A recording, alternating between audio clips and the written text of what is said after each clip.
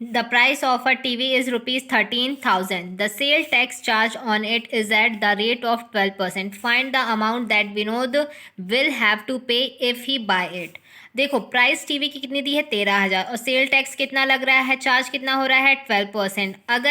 अगर विनोद को खरीदना है तो उसे कितना रुपए पे करना पड़ेगा। ठीक है, तो इसमें क्या सीपी कितना दिया है, सीपी इज इक्वल टू कितना दिया है रुपीज़ 13,000। ठीक है, अब सेल टैक्स, तो सेल टैक्स कितना दिया है 12%। तो अगर सीपी मतलब टोटल परसेंट कितना होता है 100 का, तो अगर सीपी मान लो 100 का है तो एसपी कितना हो जाएगा, एसपी कितना हो जाएगा, ये 100 है, 100 प्लस ये 12% टैक्स लग रहा है तो 12% इसमें ऐड कर दो कि कितना आ जाएगा 112। ठीक है, तो अगर सीपी आपकी 13,000 है, ठीक है, कॉस्ट प्राइस कितनी है 13,000 है, तो एसपी कितनी हो जाएगी, एसपी कितनी हो जाएगी 112/100 मल्टीप्लाई 13,000।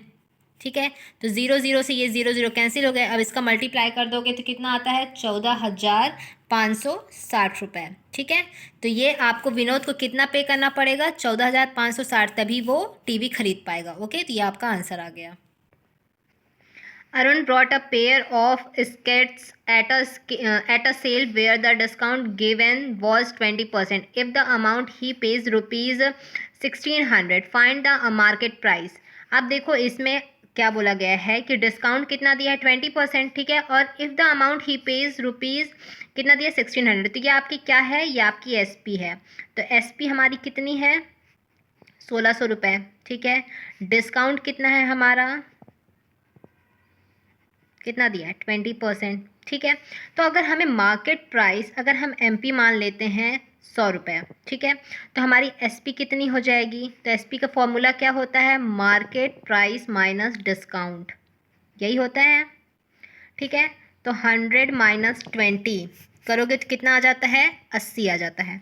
आपकी एसपी 80 है। ठीक है, अगर आपकी एसपी 1,600 है, ये तो इतना है, अगर 1,600 है, ठीक है, तो कितना आ जाएगा एसपी, अगर 1,600 है तो कितना हो जाएगा 100/80 मल्टीप्लाई 1,600। ठीक है, 0 से 0 कैंसिल, 8 2 ज़ा 16 और 0 0, तो कितना हो जाएगा 2,000।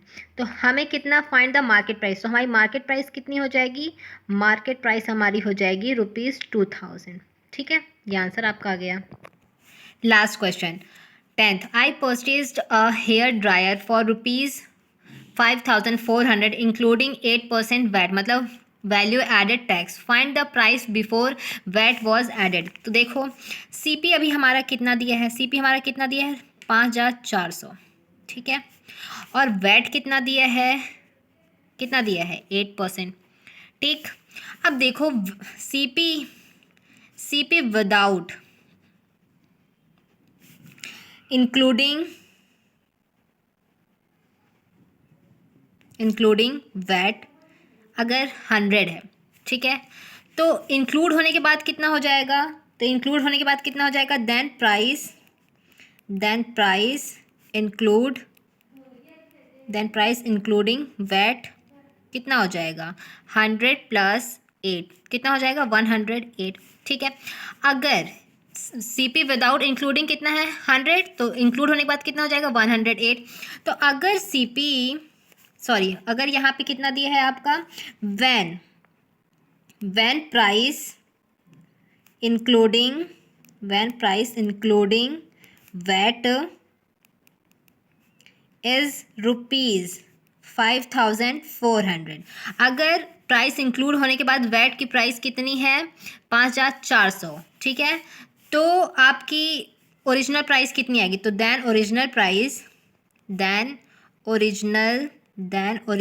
प्राइस कितनी हो जाएगी, then original price is equal to कितना हो जाएगा 100।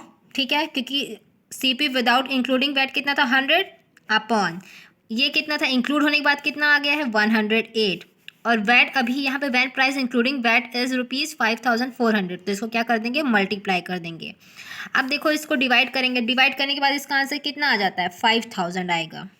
ठीक है, ये इसका आंसर आ जाएगा।